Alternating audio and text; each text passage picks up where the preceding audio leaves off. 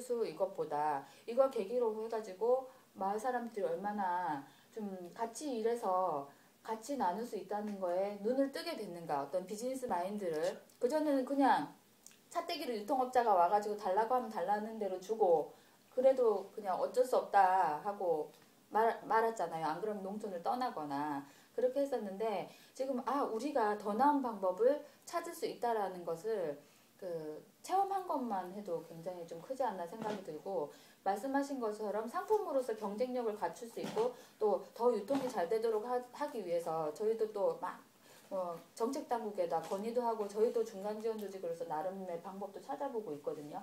그러니까 아직까지는 시범 단계이기 때문에 개선해야 될 부분들, 아쉬운 부분들이 굉장히 많은 것 같아요. 근데 저희도 그 회사를 하고 있지만 회사는 기본적으로 자부담을 하거든요. 근데 자부담을 지금은 2012년 사업자부터는 자부담을 의무적으로 하도록 규정이 이제 바뀌었어요.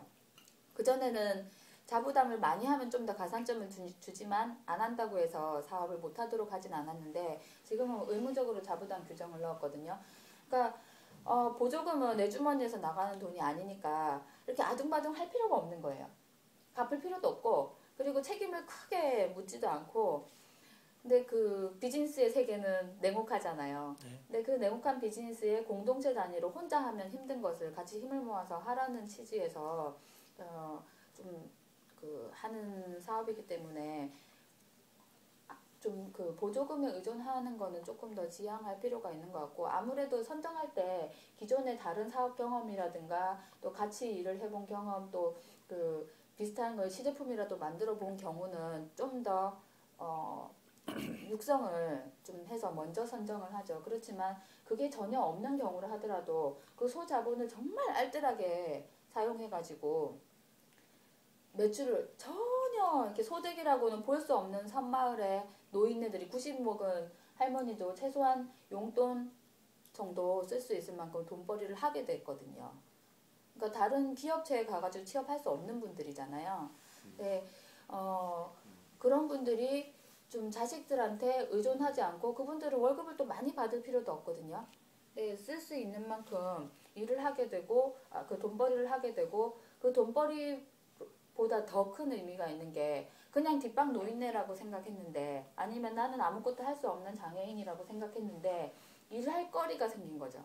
그리고 자기 손으로 해서 돈을 벌 수 있는 그런 시스템이 만들어진다는 것 자체에서도 굉장히 큰 의미가 있는 것 같고 그런 분들을 오히려 이제 지원금을 안 받아도 뭐 지원금 5천만 원인데 4천만 원만 신청하겠다 이렇게 하시는 데들도 있으세요. 그럼 하다 보면 이제 모자라죠. 하다 보면 모자라는데 그 기업을 하면서 부딪히는 난관을 어떻게든 극복하기 위해서 하는 것도 또 하나 이제 비즈니스의 과정인 것 같고 단계적으로 다 이것도 맞는 말이고 저것도 맞는 말이고 좀 그런 게 있는 것 같아요. 정답은 딱 없지만 이 사업 자체가 갖는 긍정적인 의미가 있고 또 사회적 기업에 비해서는 정책 사업으로 볼 때는 실패율이 마을 기업이 훨씬 실패율이 적은 것 같아요.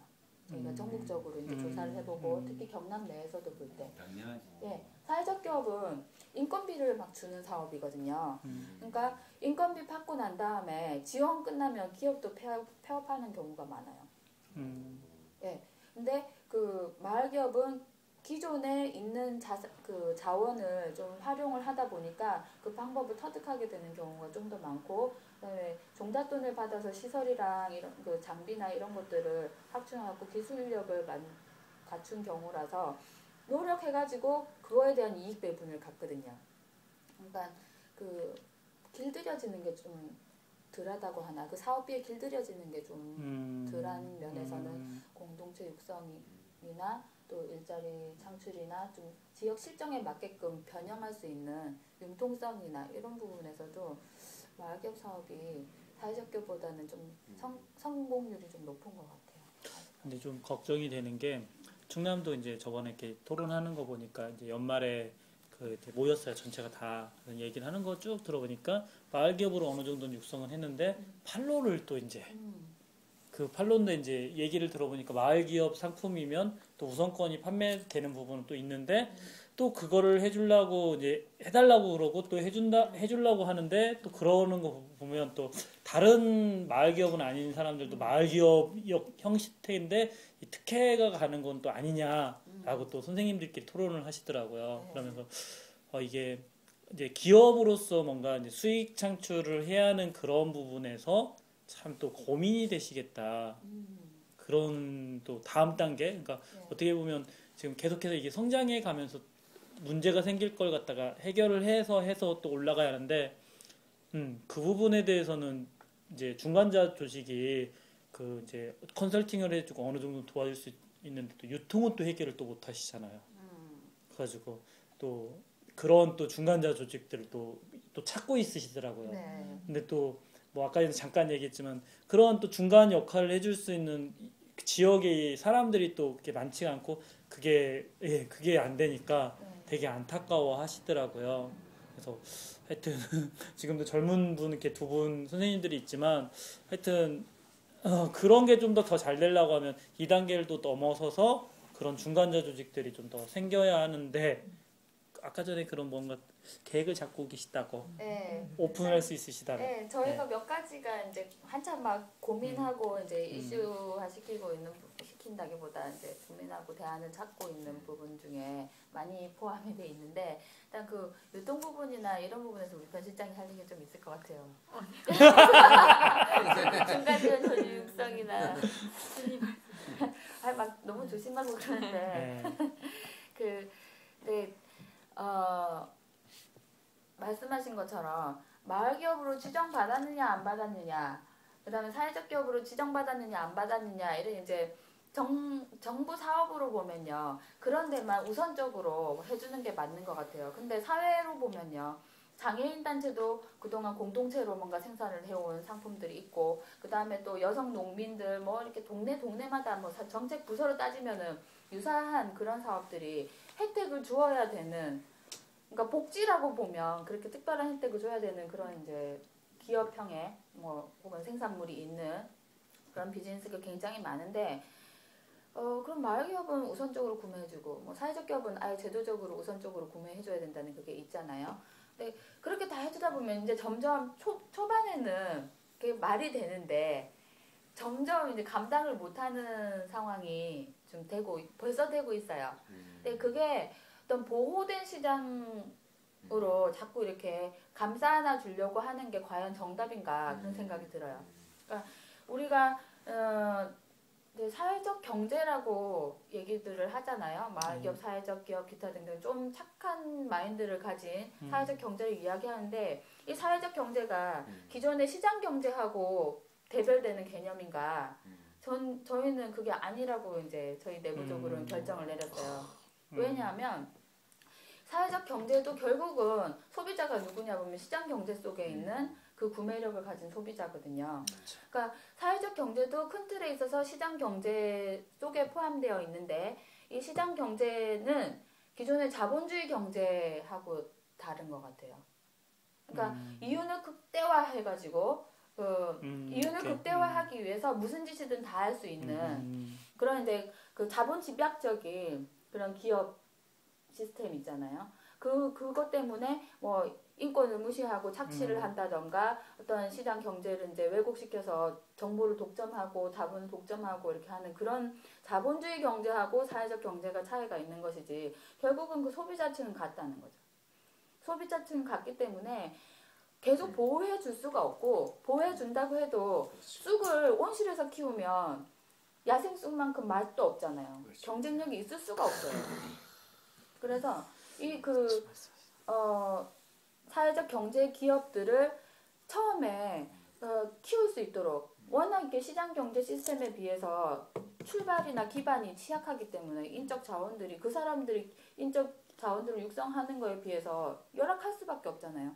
그러니까 이 사람들을 초기에 시장 진입을 할 수 있도록 보육을 해주고 지원을 해주는 건 맞지만 결국 경쟁은 시장 경제 시스템에서 해야 되고 자생력을 갖는 거는 스스로의 몫으로 좀 어느 정도 해야 되는데 그럼 마냥 이제 스스로의 몫으로 남겨줄 거냐. 지금 정책에서 한계가 있는 부분은 그런 것 같아요. 그러니까 생태계가 있으면요. 농업에 대해서 이제 잘 아시니까 이런 이렇게 땅이 있어야 되잖아요.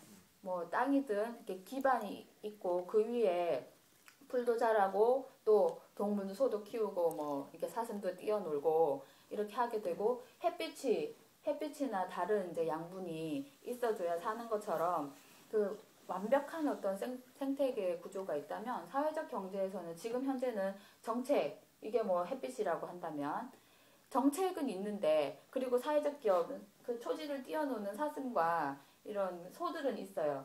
근데 시민 의식이 그쵸. 없는 거죠. 그거 중요하죠. 예. 네. 그러니까 그거를 더 착한 기업으로 살아가고자 하는 어떤 경영자로서의 시민 의식, 그 다음에 더 좋은 음식, 더 좋은 상품을 적정한 대가를 주고서라도 구입해야 되겠다는 시민의식, 소비자로서의 시민의식, 이게 없는 것 같아요. 그러니까 그거를 마련하기 위한 정책적인 시스템이 있어야 되고, 그 다음에 이제 그 생태계에 먹이 그물 먹이 사슬이 있잖아요. 그러니까 저는 그게 유통이라고 보거든요.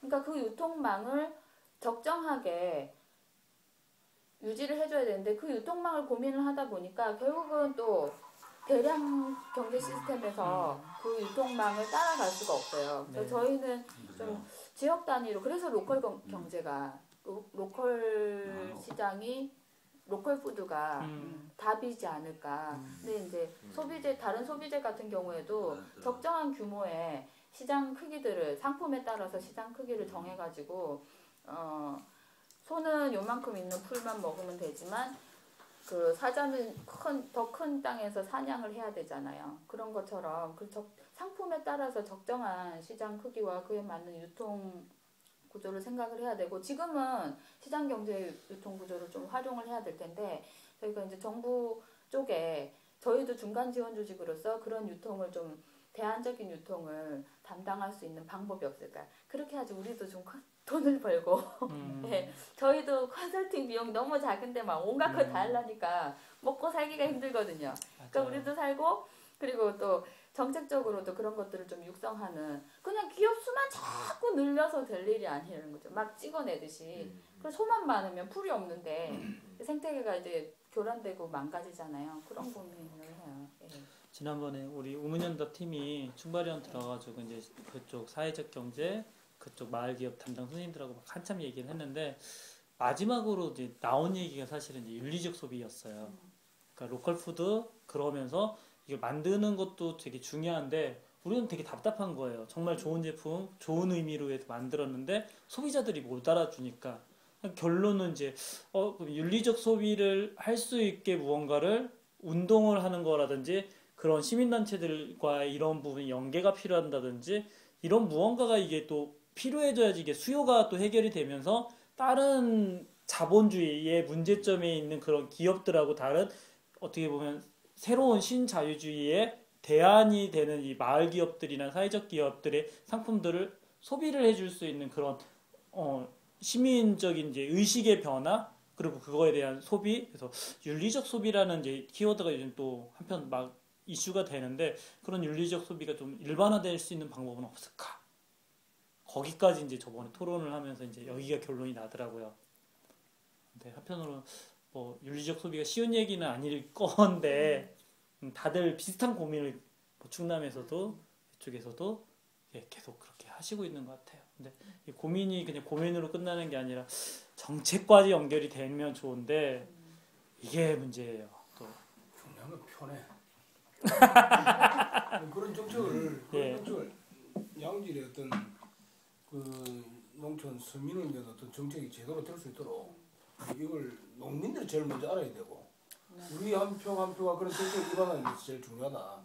우리가 필요한 정책이 제대로 이제 시행될 수 있도록 그런 뜻을 가진 사람한테 이제 표를 주고 그게 이제 양심적인 부분하고 시민의식하고 뭡니까 좀 윤리적 그 상행하고 연결되도록 이제 이런 걸 좀 농촌에서 의식을 좀 높여야 이게 스스로 본질 문제를 되게 어려운 게 저 농민운동을 해보니까 농업인 어르신들이 그런 게 되게 약하세요. 그런 의식 부분이. 회장님 한마디 또 넘어갔습니다. 유지 회장님. 결국 세대계